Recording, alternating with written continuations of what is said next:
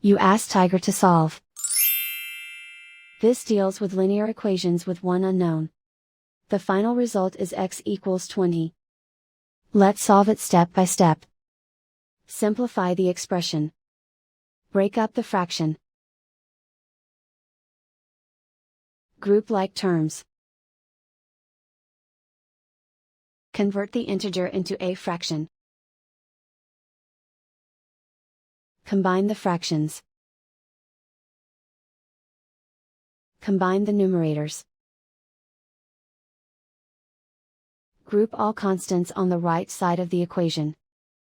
Subtract 92/3 from both sides. Combine the fractions. Combine the numerators. Reduce the zero numerator. Simplify the arithmetic. Convert the integer into a fraction. Combine the fractions. Combine the numerators. Isolate the x. Multiply both sides by 3. Group like terms. Multiply the coefficients.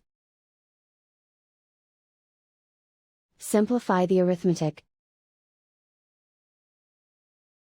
Multiply the fractions. Simplify the arithmetic. Convert the x into a positive number. Multiply both sides by -1. Remove the ones. Simplify the arithmetic. And so the final result is x equals 20.